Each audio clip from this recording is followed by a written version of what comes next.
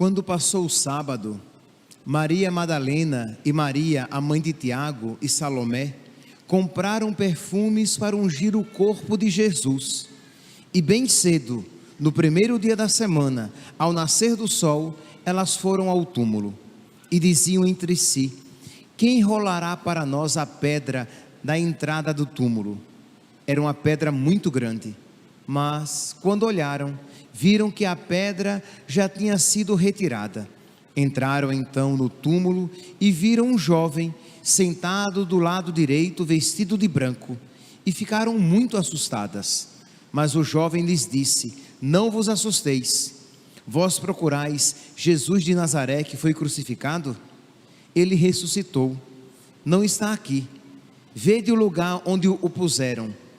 Ide, dizei a seus discípulos e a Pedro que ele irá à vossa frente na Galileia. Lá vós o vereis, como ele mesmo tinha dito. Palavra da salvação. Glória a vós, Senhor. Aleluia, aleluia, aleluia,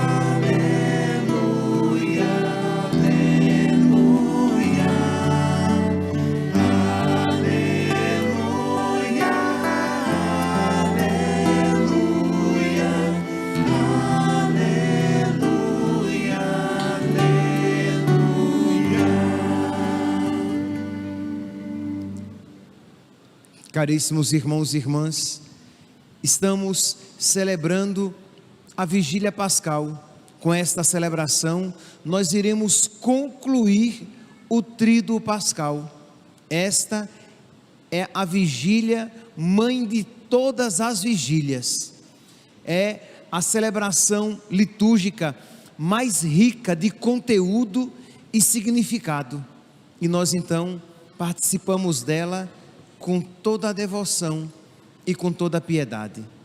Desde o início, quando nós estávamos na primeira parte desta celebração, na chamada celebração da luz, quando nós contemplávamos o círio aceso, que é uma imagem de Cristo ressuscitado, e o sacerdote que com ele entrava e dizia e cantava, quase que gritava: eis a luz de Cristo.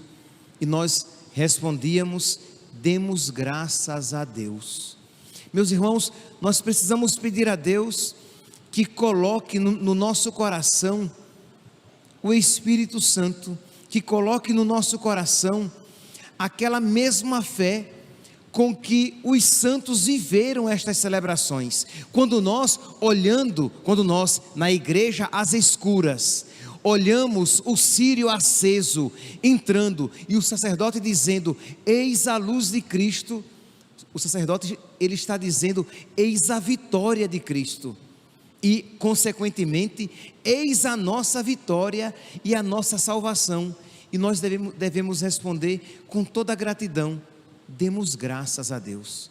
Graças a Deus, Deus foi vitorioso. Graças a Deus, Deus nos libertou dos nossos pecados. Graças a Deus, nós temos um motivo por que nos alegrar. Por quê? Porque Ele ressuscitou. Eis a luz de Cristo, demos graças a Deus.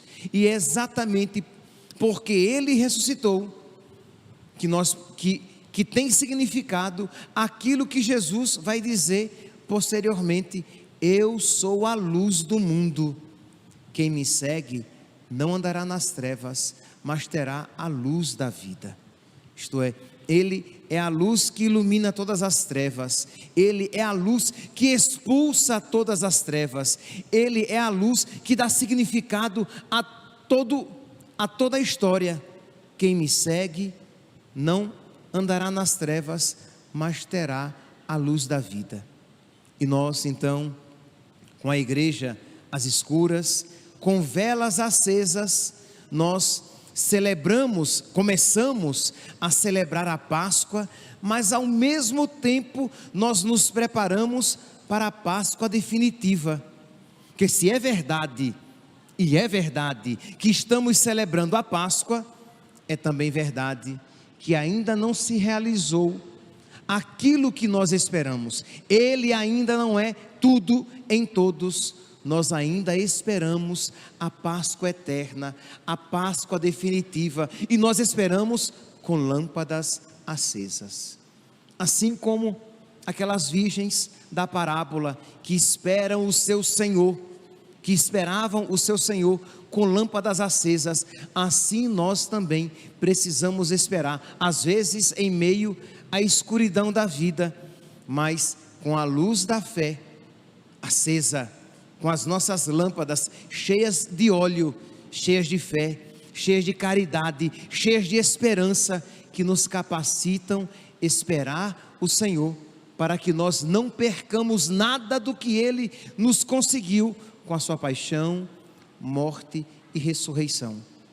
E então, nós ainda, com as nossas velas acesas, nós cantávamos o precônio pascal, o anúncio da Páscoa, e é um cântico, meus santos, tão bonito, que vale a pena pegar algumas partes dele e refletir. Ele também recebe o nome de Exultate. Por quê? Porque nós iniciamos este cântico chamando a exultação. Exulte o céu e os anjos triunfantes, os anjos bons. Os anjos derrotados, os anjos maus, os demônios, eles se revoltam, mas os anjos bons e aqueles que a Deus pertencem, exultam com a vitória de Cristo. Ontem, antes da celebração, alguém me perguntava, porque eu me referi a este filme várias vezes, porque é uma catequese, e vale a pena assistir a este filme, porque ele é uma catequese que nos ajuda a viver a nossa fé, que nos ajuda na nossa espiritualidade. Então, naquele filme, A Paixão, do diretor Mel Gibson, um dos acólitos aqui da paróquia perguntava por que é que naquela cena em que Jesus morria, o diabo gritava e se revoltava. E eu dizia a ele, porque ali o diabo viu que pela sua morte ele foi destruído. Enquanto Jesus morria, ele na verdade vencia, ele era vitorioso. Então o diabo gritou de horror. Nós, porque sabemos que Jesus Cristo é vencedor, nós exultamos de alegria. Então exulte o céu e os anjos triunfantes, mensageiros de Deus, desçam cantando, façam soar trombetas fulgurantes, a vitória de um rei anunciando. A vitória de Cristo. Cristo não ficou esquecido na morte. Cristo é vitorioso. Cristo venceu a morte. E se Cristo venceu a morte na sua humanidade, nós, unidos a Ele, também venceremos. E se houve um terceiro dia para Jesus Cristo, também haverá para nós, se estivermos unidos a Cristo. De modo que, meus irmãos, com as lâmpadas acesas, o nosso coração deve se encher de esperança no céu. Que ninguém vá embora hoje, que ninguém volte para casa depois desta celebração, sem antes pedir a Deus a graça de crescer na fé no céu, de crescer na esperança do céu, de crescer no desejo do céu. Nós precisamos desejar, e desejar muito, porque foi exatamente para nos conceder o céu que Jesus Cristo sofreu a paixão e a morte e ressuscitou. Então nós precisamos desejar muito, porque seria muito triste que este grande presente que Ele quer nos conceder não fosse desejado por todos nós. Mas continua este belíssimo cântico, e mais à frente vai dizer: foi Ele quem pagou do outro a culpa, quando por nós a morte se entregou, para apagar o antigo documento na cruz todo o seu sangue derramou. A culpa do outro é a culpa nossa. Então foi ele quem pagou do outro, dos outros, a nossa culpa, quando por nós a morte se entregou. E aquele documento, São Paulo faz referência a isso, que Cristo rasgou, destruiu o documento que existia contra nós, porque ele pagou com o seu sangue. E quando nós vemos o pagamento para os nossos pecados, nós vemos duas coisas: como foi grave o nosso pecado, que teve como pagamento o sangue do nosso Deus, o sangue do nosso Redentor, e ao mesmo tempo, como é grande o seu amor, que derramou todo o seu sangue, não reservando para si nenhuma gota, para nos salvar. Meus irmãos, nós não podemos duvidar do seu amor. Pode ser que você, em plena vigília pascal, prestes, quer dizer, já entramos no tempo pascal, pode ser que o seu coração ainda esteja abatido por algum desânimo, por alguma tristeza, por algum sofrimento, por alguma tribulação, mas ao mesmo tempo, se agarre a esta verdade de fé, não de sentimento, de fé, e diga: Senhor, eu não quero duvidar do teu amor, eu não quero duvidar da tua providência na minha vida. Tu fizeste muito mais por mim. Quem faz o mais, faz o menos. Quem faz o que é mais difícil, faz aquilo que é mais fácil. Se ele derramou todo o seu sangue por mim, por que ele então não estaria comigo nos sofrimentos da minha vida? Então, redobrar a nossa confiança e a nossa gratidão, e não dar essa tristeza a nosso Senhor, porque a um coração que ama, não há maior tristeza do que a desconfiança do amor.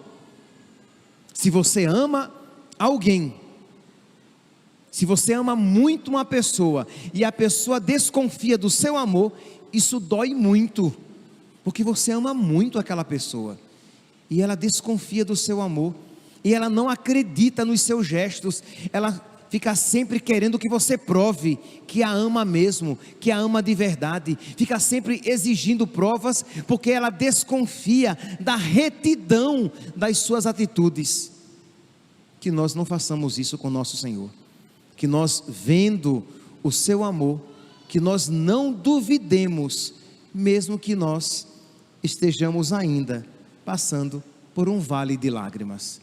Mas continua: pois eis agora a Páscoa, nossa festa, em que o real Cordeiro se imolou, marcando nossas portas, nossas almas, com seu divino sangue nos salvou. Aqui faz referência àquela leitura que nós ouvimos na Quinta-feira Santa, a segunda leitura da Quinta-feira Santa, do capítulo 12 do livro do Êxodo, que fala da Páscoa dos judeus, que eles deveriam ter um cordeiro ou um cabrito, e eles iriam comer aquele cordeiro como sinal da sua Páscoa, da sua comunhão com Deus.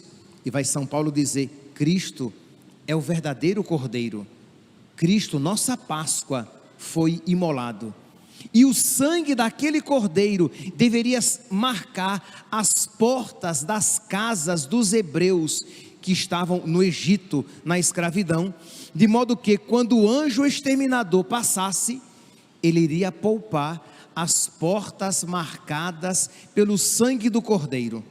Pois bem, este cântico faz menção àquela realidade do Antigo Testamento, quando diz que: pois eis agora a Páscoa, nossa festa, em que o real Cordeiro se imolou, marcando nossas portas, nossas almas, marcando com o seu sangue, marcando com a sua graça, marcando com o seu Espírito. Quando nós, iremos daqui a pouco meditar sobre isso, quando nós somos batizados, os efeitos que Cristo alcançou com a sua paixão, morte e ressurreição, nos foram concedidos.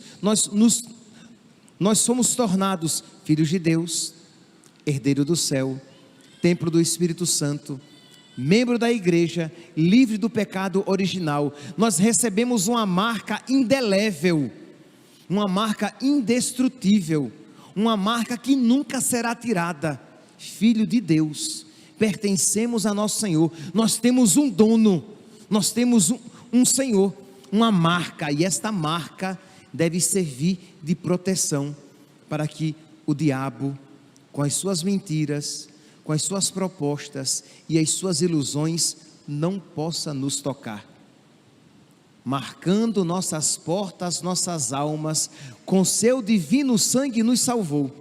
Esta, Senhor, a noite em que do Egito retiraste os filhos de Israel, transpondo o mar vermelho a pé enxuto, rumo à terra onde corre leite e mel. Nós ouvimos hoje na terceira leitura da vigília, na terceira leitura do Antigo Testamento, que fala da passagem dos hebreus pelo mar vermelho a pé enxuto, e os padres da igreja vão dizer que aquela passagem do mar vermelho era apenas uma figura da nossa passagem do pecado, da escravidão para a graça, porque os hebreus passavam da escravidão do Egito para a terra prometida, e nós passamos do pecado para o céu. Percebe aqui, meus irmãos, quanta gratidão deve estar presente no nosso coração. Nós não podemos celebrar com indiferença, nós não podemos permitir que nada tire a devoção, e a devoção, ela não é sentimento, a devoção, ela é uma atitude que brota da fé. Quando você, contemplando esta verdade, com o seu intelecto iluminado pela graça, iluminado pela fé, você se regozija em nosso Senhor, você glorifica nosso Senhor, você agradece nosso Senhor, por tudo que Ele lhe concedeu, não obstante o seu não merecimento.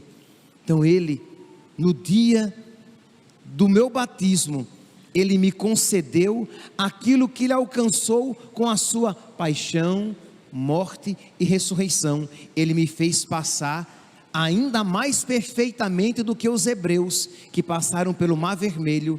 Ele me fez passar do pecado para a graça.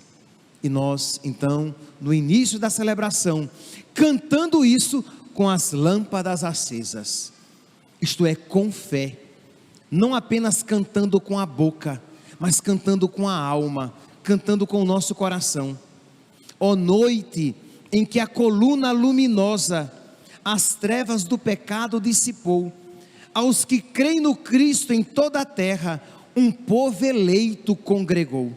Nós somos povo de Deus, nós somos filhos de Deus, nós somos irmãos de nosso Senhor, nós somos cristãos, católicos. Que alegria, meus santos, que alegria. E isso não é soberba, isso não é prepotência, isso não é arrogância, isso é gratidão de quem recebeu uma grande riqueza, sabendo que dela não é merecedor.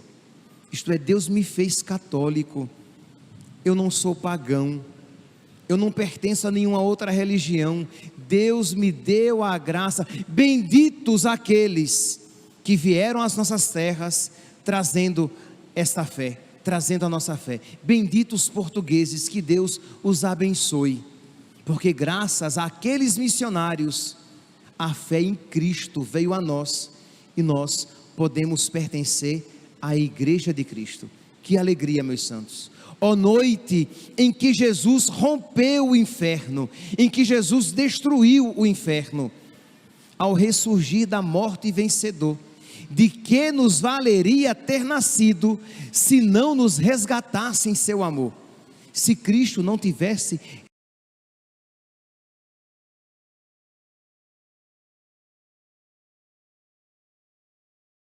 tendo autoridade sobre nós, e o nosso destino seria o inferno. É porque nós não refletimos sobre isso, e achamos que o céu sempre nos foi garantido, e nos é garantido. Não, meus santos, Se Cristo não tivesse ressuscitado, se Cristo não tivesse nascido naquela manjedoura, assumido a nossa humanidade, sofrido na cruz, derramado o seu sangue por nós, e por nós não tivesse ressuscitado, nós continuaríamos presas do diabo, destinados ao inferno, aos tormentos infernais, e para sempre. Quer dizer, quanta gratidão poder celebrar esta noite, mesmo que chuvosa, mas a noite mais iluminada de todas as noites, a noite mais importante de todas as noites, mais importante até do que aquela noite em que uma estrela brilhou no céu anunciando o nascimento do Salvador, porque nesta noite, aquele menino que nasceu, nos garantiu, nos alcançou a salvação de que nós precisávamos. Ó noite em que Jesus rompeu o inferno, ao ressurgir da morte vencedor, de que nos valeria ter nascido, se não nos resgatasse em seu amor?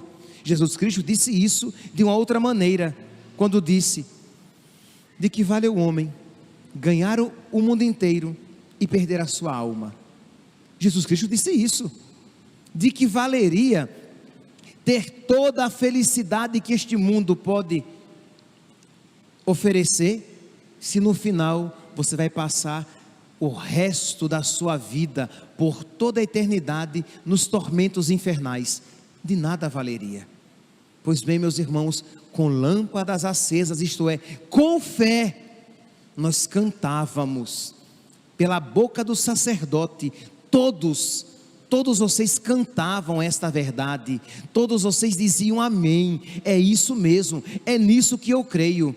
Ó Deus, quão estupenda a caridade, isto é, quanto amor. Deus não precisava de nós, Deus não precisa da nossa companhia, Deus não precisa do nosso amor, mas porque nos ama, Ele quer precisar.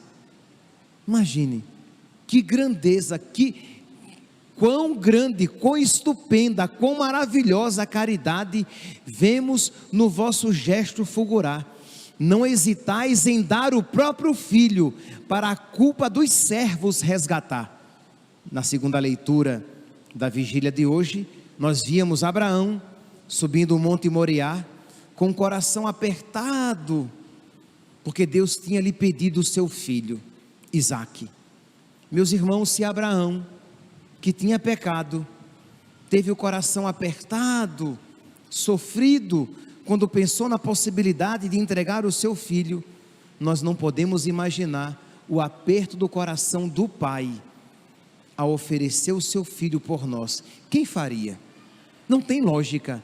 Você dá o seu filho para salvar o escravo? Não tem lógica.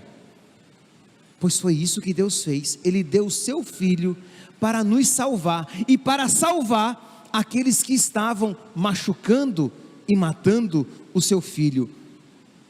Quão estupenda a caridade, que nós não podemos compreender, mas nós podemos adorar, nós podemos glorificar, com velas acesas, cantar esta verdade de fé, cheios de gratidão no nosso coração, com o nosso coração cheio de gratidão.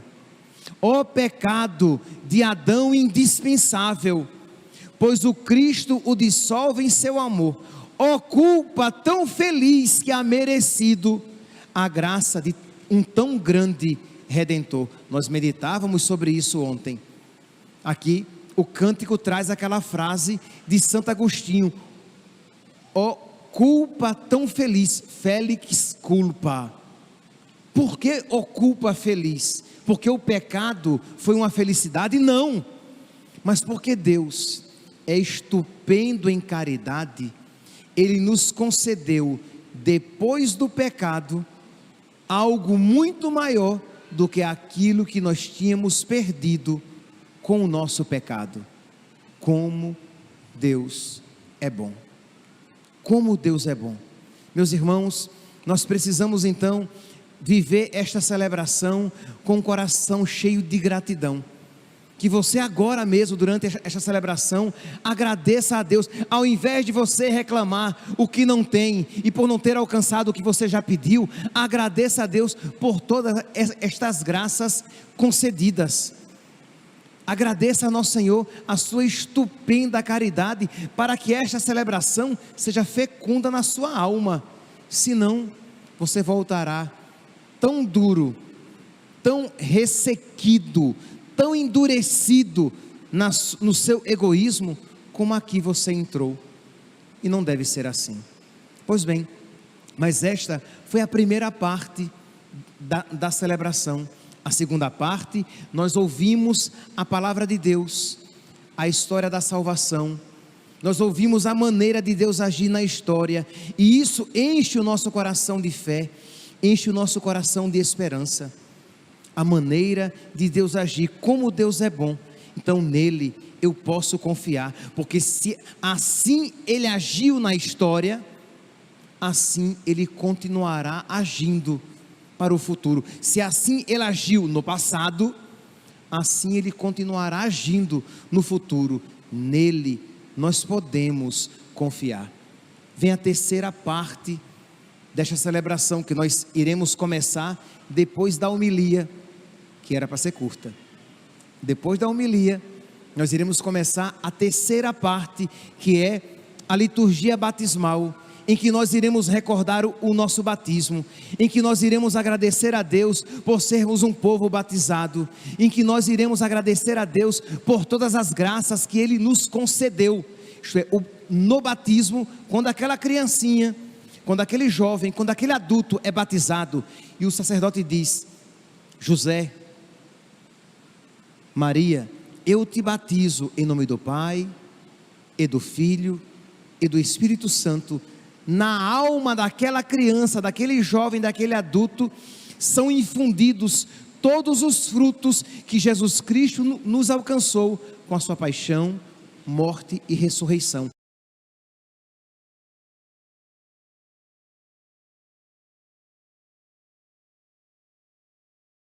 E nós, com toda a gratidão, iremos renovar a nossa fé, dizemos: cremos na igreja una, santa, católica e apostólica. Nós iremos, com as velas acesas, renovar a nossa renúncia a Satanás e a todas as suas obras. Iremos pedir a Deus que feche o nosso coração para todas as propostas diabólicas, demoníacas, satânicas, que Ele não nos permita ser ludibriados, enganados, seduzidos pelas propostas mentirosas do pecado, mas que no nosso coração arda a chama da fé, representada naquela vela, mais uma vez acesa na nossa mão, de modo que nós sempre possamos ver as artimanhas do diabo e rechaçá-la, expurgá-la, extirpá-la da nossa vida. Nós não queremos isso para nós. Nós queremos viver de fé, na obediência a Deus e aos seus mandamentos. Por isso renunciamos a todas as suas pompas, a todas as suas propostas, a todas as suas mentiras. E por fim, a quarta e última parte da celebração de hoje, a liturgia eucarística, em que nós iremos contemplar esta realidade do memorial do sacrifício de Cristo na cruz. Aqui no altar, misticamente, sacramentalmente, acontecerá novamente a cruz, a crucifixão e a ressurreição. É um sacrifício, e é por isso que nós participamos com toda a reverência, com toda a piedade, com toda a gravidade até, porque aqui novamente acontece o sacrifício da nossa redenção e a presença de Cristo ressuscitado. E aqui, ao participar desta Páscoa, nós fortificamos no nosso coração o desejo da Páscoa definitiva, da Páscoa eterna, da Páscoa final, quando Cristo será tudo em todos. E aí sim, meus irmãos, por causa disso e de tudo isso, vale a pena e tem significado essas palavras de São Paulo na leitura da epístola de hoje, quando ele diz: levemos versículo 4, quando ele diz, Romanos capítulo 6, versículo 4, levemos uma vida nova, isto é, vivamos uma vida nova, uma vida santa. Ou, noutra passagem desta mesma epístola, no capítulo 13, Romanos capítulo 13, versículos 12 a 14, quando ele diz, despojemo-nos das obras da carne, revistamo-nos das obras da luz, despojemo-nos das obras das trevas, revistamo-nos das armas da luz, revistamo-nos de Cristo. Só assim, meus irmãos, revestindo-nos de Cristo, despojando-nos das trevas, nós poderemos celebrar de verdade, na liturgia e na vida, este grande mistério que Cristo nos concede com a sua paixão, morte e ressurreição. Que nós então, imbuídos, fortalecidos, sustentados por este Espírito, por esta mesma fé, nós continuemos a nossa santa celebração. Louvado seja nosso Senhor Jesus Cristo, para sempre seja louvado.